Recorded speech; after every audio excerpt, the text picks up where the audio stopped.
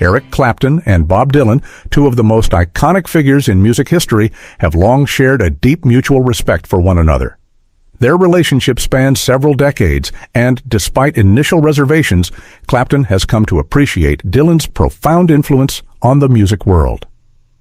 Eric Clapton's relationship with Bob Dylan's music has evolved significantly over the years.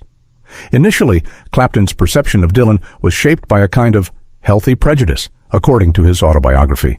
In the early days of his career, Clapton was not particularly enamored with Dylan's style, particularly his voice and delivery. In his memoir, Clapton candidly admitted that he didn't initially understand Dylan's appeal until he heard Blonde on Blonde, an album that would change his outlook. His appreciation deepened as he began to recognize the genius in Dylan's songwriting. In the early 1970s, Clapton was still experimenting with his own musical identity, often drawing from a wide range of influences. During this period, he revisited Dylan's work, which eventually led him to a profound appreciation of Dylan's craftsmanship. One of the songs that particularly resonated with Clapton was Song to Woody, a track Dylan penned as an homage to the folk legend who deeply influenced his own artistic path.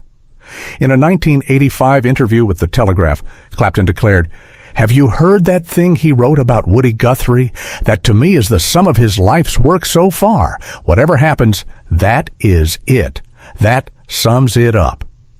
Dylan's decision to write Song to Woody in the early 1960s came at a pivotal moment in his career. At that time, Dylan had already become known for his interpretations of folk songs, but he felt a strong need to write something of his own.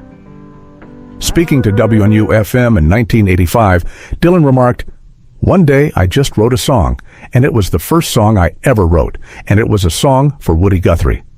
I just wanted a song to sing, and there came a certain point where I couldn't sing anything. I had to write what I wanted to sing, because what I wanted to sing nobody else was writing. I couldn't find that song someplace. If I could have, I probably wouldn't have ever started writing," he added. Over the years, Dylan and Clapton developed a professional relationship that was rooted in mutual respect, and which culminated with a track for Clapton's album, No Reason to Cry.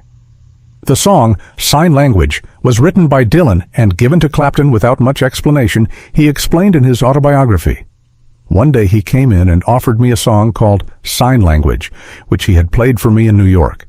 He told me he had written the whole song down at one sitting, without even understanding what it was about.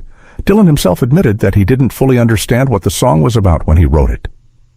Despite its ambiguous origins, Clapton was captivated by the track.